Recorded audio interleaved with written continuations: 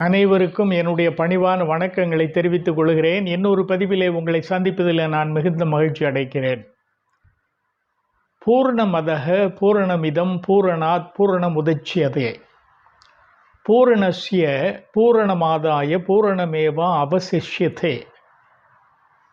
இது ஒரு சாந்தி மந்திரம்.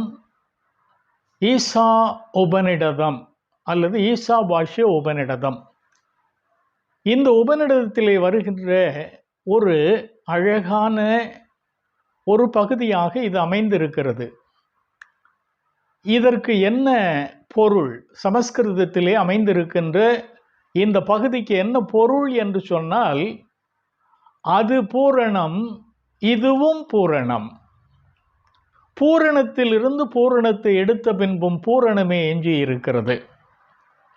அதாவது இதை விளக்க வேண்டும் என்று சொன்னால், ஒரு பாத்திரத்திலே 1 லிட்டர் பால் இருக்கிறது என்று வைத்துக் கொள்ளலாம். அந்த 1 லிட்டர் பாலிலே இருந்து ஒரு 1/2 லிட்டரை நாம் எடுத்து விட்டோம் என்று சொன்னால் மீதியாக இருப்பது 1/2 லிட்டர் பால் தான் இருக்கும். ஆனால் இந்த மந்திரம் சொல்லுகின்றது, இது பூரணம், அதுவும் பூரணம். இந்த பூரணத்திலிருந்து பூரணத்தை எடுத்த பின்பும் பூரணமே எஞ்சி இருக்கிறது. 1 லிட்டர் பாலை 1 லிட்டரை எடுத்து விட்டாலும் கூட அதில் எஞ்சி இருப்பது என்ன என்று சொன்னால் 1 லிட்டர். அது எப்படி இது சாத்தியமாகும்? அறிவியல் நிலையில் கூட இது உண்மையாகாதே என்று சொன்னால், இது இறையியலை விளக்குவதாக இந்த பகுதி அமைந்திருக்கிறது. அதாவது கடவுள் அவர்தான் பூரணமானவர், வேறு யாரையும் பரிபூரணமானவர் என்பதாக இந்த உலகத்தில் நாம் சொல்ல முடியாது. அப்போ பரிபூரணமான அந்த பரம்பொருளில் இருந்து பரிபூரணமான வேறு ஒன்றை எடுக்கின்ற போது பரிபூரணம் எஞ்சி இருக்கிறது. இதை அதற்கு விளக்கம் சொல்லுகின்ற போது, பரிபூரணமாக இருக்கின்ற இந்த கடவுள், அவரிலிருந்து இந்த பிரபஞ்சம் என்பது தோன்றி இருக்கிறது. இதுவும் பரிபூரணம். பரிபூரணத்திலிருந்து பரிபூரணத்தை எடுத்த பின்பும் பரிபூரணமே எஞ்சி இருக்கிறது. அப்போ இந்த பிரபஞ்சத்தை நாம் பார்க்கின்ற போது இது பரிபூரணமாக இருக்கிறது அப்படின்னு சொன்ன அதில் இந்த நிலையிலே பார்க்கின்ற போது இந்த உலகம் பாவத்தினால் அழிந்து போய்விட்டது அல்லது பாவத்தினால் சிதைந்து போய்விட்டது என்பதுதான் இறையியல் நிலையிலும் சரி, சமய ரீதியாகவும் இதை ஒத்துக்கொள்ளுகின்ற ஒரு பகுதியாகும். ஆகையினால் இது வேறு ஒன்றை குறிக்கின்றது. பரிபூரணத்திலிருந்து பரிபூரணமானது எடுக்கப்படுகிறது என்று சொன்னால் இயேசு பெருமானுக்கு இது அழகாக இது பொருந்தி வருகிறது என்பதை இந்த பகுதி அழகாக விளக்குகிறது. எப்படி என்று சொன்னால், கடவுள் பரிபூரணமானவர். அந்த பரிபூரணமான கடவுளிலே இருந்து பரிபூரணமாகிய இயேசு பெருமான் இந்த உலகத்திலே அவதாரமாக வந்தார். அதுவும் பரிபூரணம், இதுவும் பரிபூரணம்.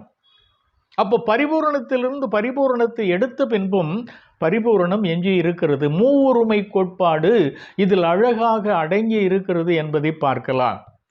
அதாவது இயேசு பெருமான் இந்த மூவொரு கடவுள் அப்படின்னு சொல்லுகின்ற போது தந்தை, மைந்தன், தூய ஆவி, இந்த மூவரும் ஒன்றாக இருக்கிறார்கள் என்பது பொருள்.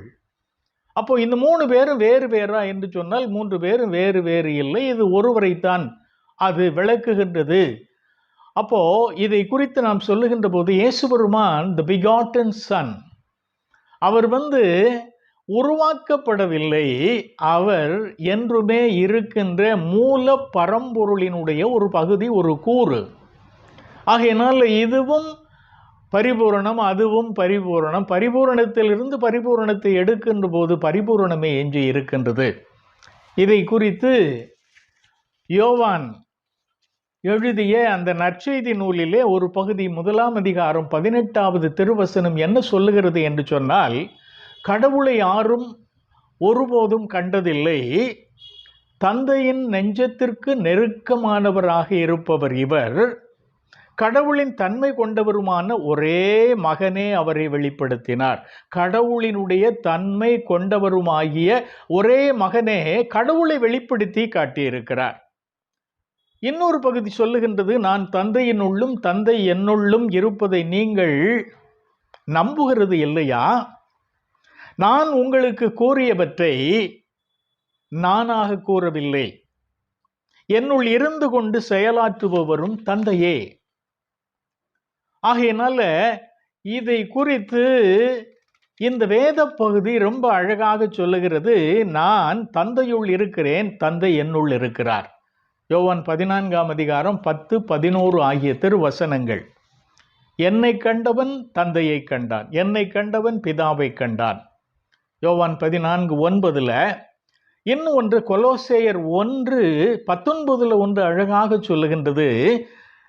தம் முழு நிறைவும் அவருக்குள் குடிகொள்ள கடவுள் திருவுளம் கொண்டார். தம்முடைய முழு நிறைவும் யாருக்குள்ள குடிகொண்டு இருக்கிறது? தன்னுடைய மகனாகிய இயேசு பெருமானுக்குள் குடிகொண்டு இருக்கிறது. அப்போ கடவுள் இந்த உலகத்தில் அவதாரமாக வருகிறார் என்று சொன்னால் அந்த கடவுள் தன்மை நிறைவாகவே அவருக்குள் இருந்தது என்பதை நாம் பார்க்கின்றோம். இத திருவள்ளுவர் அழகாக ஒன்று சொல்லுகிறார். அதாவது நீத்தார் பெருமை என்கின்ற ஒரு அதிகாரத்திலே அவர் சொல்லுகின்ற போது மிக அழகாக ஒன்றை சொல்லுகின்ற போது அவர் என்ன சொல்றாரு அப்படின்னு சொன்னா, நிறைமொழி மாந்தர் பெருமை நிலத்து மறைமொழி காட்டிவிடும். இயேசு பெருமானுக்கு கொடுக்கப்படுகின்ற, திருவள்ளுவர் கொடுக்கின்ற ஒரு பெயர் நிறைமொழி மாந்தர். இதற்கு முந்தைய பதிவு பலவற்றில், ரொம்ப பழைய பதிவுகளிலே நான் இதை விளக்கி இருக்கிறேன். நிறைமொழி மாந்தர் அப்படின்னு சொன்னா the word became flesh. அதாவது ஆதியிலே வார்த்தையாக இருந்தவர் இந்த உலகத்தில் வெளிப்படுகின்ற போது மாந்தனாக வெளிப்படுகின்றார். அப்போ அது நிறைமொழியாக உள்ளது. அவரிடத்தில் எந்த விதமான குறையும் இல்லை. இயேசு பெருமானை பார்க்கின்ற போது அவர் குறைவற்றவராக, பழுதற்றவராக இந்த உலகத்திலே வாழ்ந்து அவர் சிலுவையிலே அறையப்பட்டு நம்முடைய பாவங்களை அவர் ஏற்றுக்கொண்டு பாவங்களுக்கு கழுவாயாக அவர் பலியாகி இந்த உலகத்திலே உள்ள மற்ற மக்களுக்கு அவர் மீட்பினை கொடுக்கிறார். பாவியாக இருக்கின்ற ஒருவரால் பாவியை மீட்க முடியாது. இவர் பாவத்தை தான் ஏற்றுக்கொண்டார். அதனால் இவர் பாவமாகவில்லை. அவர் பரிசுத்தராக இருந்து கொண்டே அந்த பாவத்தை சுமந்து இந்த உலக மக்களினுடைய அந்த பாவங்களிலிருந்து அவர் மீட்பினை அருளி செய்கின்றார் என்பதுதான் திருவிவிலியம் தருகின்ற ஒரு விளக்கமாக இருக்கிறது. ஸோ இந்த அடிப்படையில் நாம் பார்க்கின்ற போது இந்த பிரபஞ்சம் என்பது பாவத்திற்கு உள்ளாக வீழ்ந்து போய்விட்டது. எப்பொழுது ஆதாம் பாவம் செய்தானோ, மீறினானோ, அவன் மூலமாக இந்த உலகமானது சபிக்கப்பட்டது என்பதாகத்தான் திருமறை சொல்லுகிறது. ஆனால் இயேசு பெருமான் அப்படி அல்ல. அவர் பரிபூரணமான இருந்தவர்.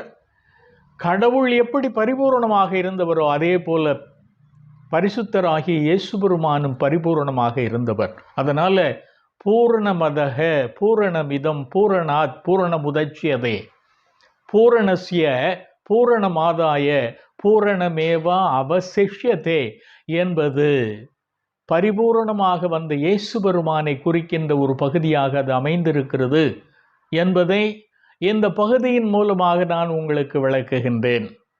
அடுத்த பதிவிலே உங்களை நான் சந்திக்கின்றேன்.